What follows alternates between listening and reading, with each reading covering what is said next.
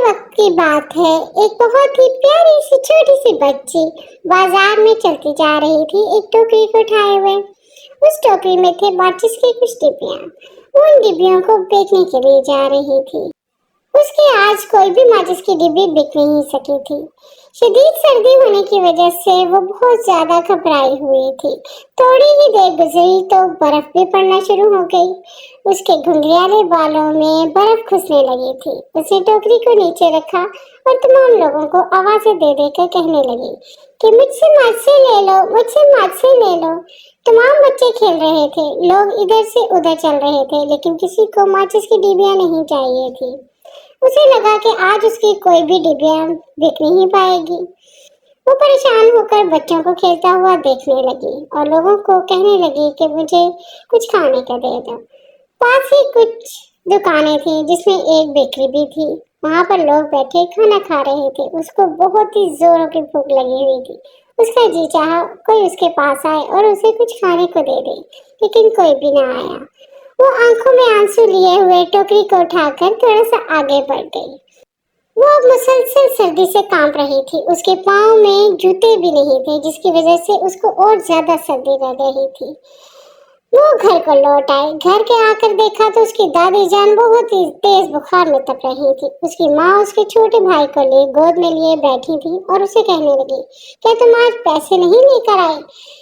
تو بچی کہنے لگی، نہیں، آج میری کوئی ڈبیا نہیں بکی۔ اس کا باپ بہت ہی ظالم انسان تھا۔ اس نے کہا، ابھی کے ابھی جاؤ اور ڈبیا بیچ کر آؤ۔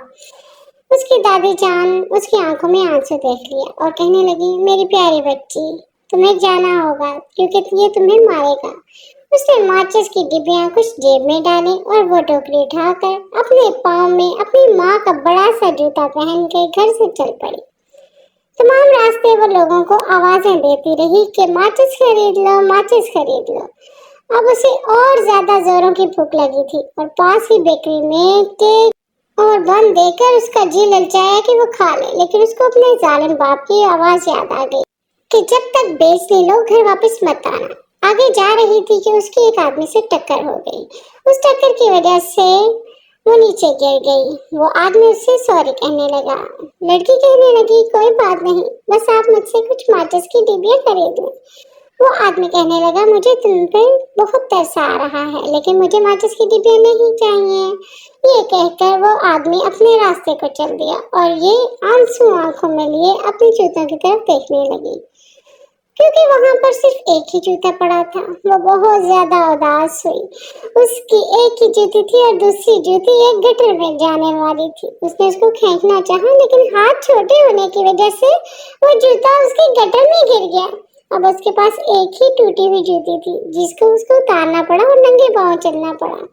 وہاں پہ موجود عورتوں سے، بچوں سے وہ ماچس لے لو، ماچس لے لو کہنے لگی اور کہتے کہتے آگے کو چل پڑی۔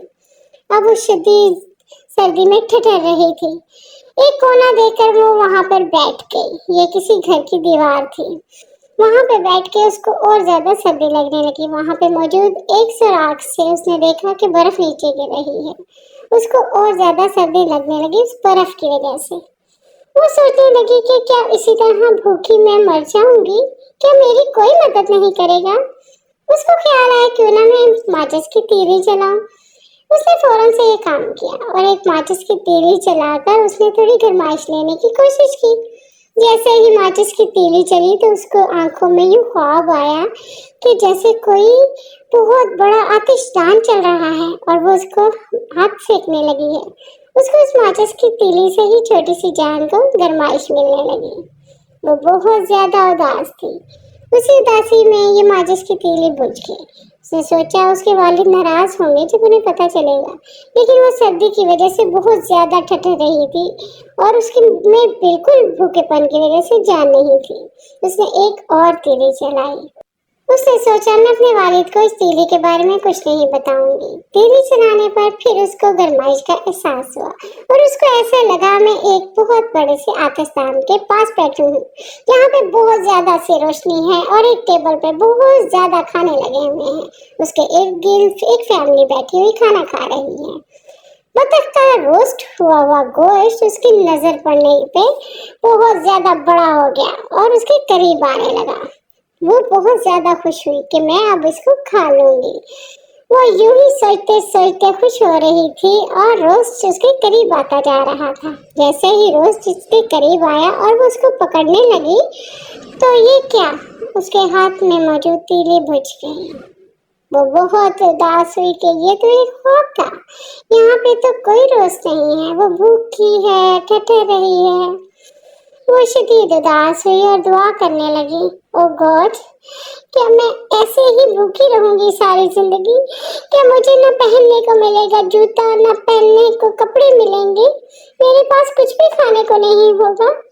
तो इसी तरह उसने देखा एक टूटता हुआ तारा जा रहा है। पहले तो वो ये देखकर खुश हुई, लेकिन फिर उसको याद आया कि दादी अम्मा ने बताया था जब तारा टूटे तो कोई मर जाता है।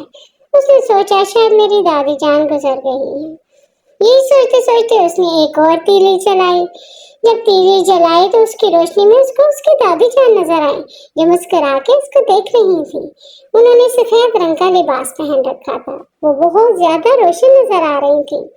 बच्ची ने दादी जान से कहा, आपने बहुत अच्छा किया जो यहाँ पे आ गई हैं। मैं और मार्च से चलाती हूँ ताकि आप ना चली जाएं यहाँ से, मुझे बहुत डर लग रहा था। उसने और ज्यादा जीप मार्च से चलाई और अपनी दादी जान को देखने लगी और कहने लगी, दादी जान मुझे छोड़ के मत जाइएगा, मैं यहाँ पे बहुत तन्हा हूँ और बहुत भूखी हूँ। दादी जान ने कहा, बेटा रो नहीं, तुम बस मेरा हाथ पकड़ लो, मैं तुम्हें यहाँ से ले जाऊंगी। यहाँ पे तुम्हारा ख्याल करने वाला कोई नहीं है, ये सब बेहिस लोग हैं, तुम्हें खाने के लिए कोई कुछ नहीं देगा।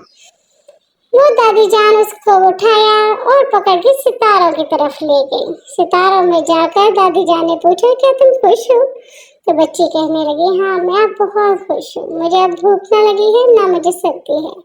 वो सोते हुए बड़ी प्यारी लग रही थी। सुबह उठ के तमाम लोगों ने देखा कि प्यारी सी बच्ची दीवार के साथ टेक लगाए हुए मरी पड़ी है। तमाम लोगों को बहुत अफसोस हुआ, लेकिन उन्होंने तब अफसोस नहीं किया जब वो भूखी थी और सर्दी से ठठर रही थी और माँ से कह रही थी, माचिस ले लो, माचिस ले लो।